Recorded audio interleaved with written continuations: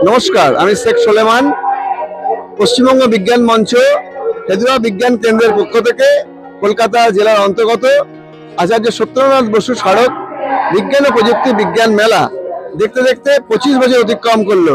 1989 সাল থেকে শুরু করে এই মেলা প্রতি বছর এই স্কটিশ চার্চ কলেজের সামনে হেদুয়া অঞ্চলের মানুষজন এবং কলকাতার বিভিন্ন অংশের স্কুল কলেজ ছাত্রছাত্রীদের নিয়ে হাতে কলমে বিজ্ঞানের মধ্য দিয়ে বিজ্ঞান মডেল প্রদর্শনী এবং বিজ্ঞান জনপ্রিয়করণের কাজ ধারাবাহিকভাবে করে চলেছে। গবেষণাগার থেকে যে বিজ্ঞানের যে গবেষণালব্ধ ফল, তার যে ব্যবহারিক প্রয়োগ, সেই প্রয়োগের জনপ্রিয়করণের কাজ হেদুয়া বিজ্ঞান মেলার পক্ষ থেকে, আচার্য সত্যেন্দ্রনাথ বসু সড়ক ও বিজ্ঞান মেলার পক্ষ থেকে এই কাজ এখানে সংগঠিত হচ্ছে ধারাবাহিকভাবে।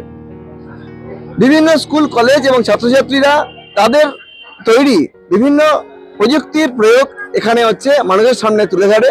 মানুষ এখানে এসে তার নিজের ছোটবেলার কথা এখানে এসে মনে পড়ে এবং তার এই অঙ্কনে এসে মানুষের তার হচ্ছে মানে অতীতকে এবং সে স্মরণ করে এবং এর মধ্য দিয়ে সে হচ্ছে বিজ্ঞানকে মানে তার হচ্ছে জীবনকে খোঁজবার চেষ্টা করে।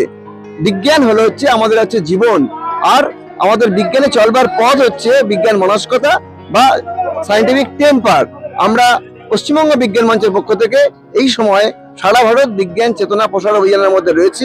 আমাদের মধ্যে ভেদাভেদ দূর করার জন্য, আমাদের মধ্যে কুসংস্কার, অলৌকিকত্ব এবং হচ্ছে ধর্মান্ধতার বিরুদ্ধে আমরা হচ্ছে ধারাবাহিকভাবে প্রচার করে চলেছি। স্বাস্থ্য এবং পরিবেশ সম্পর্কে সচেতন করে চলেছি। এই সময় দাঁড়িয়ে যে বিশ্ব উষ্ণায়ন এবং ফুটন্ত বিশ্বের মধ্যে আমরা প্রবেশ করেছি, তার থেকে কিভাবে আমরা পরিত্রাণ পাবো, আমাদের নাগরিক কর্তব্য কি হবে, সরকারের ভূমিকা কি, এই সমস্ত বিষয় নিয়েই আমরা আমাদের কাজ আগিয়ে চলেছি জনবিজ্ঞানের আন্দোলনের পক্ষ থেকে।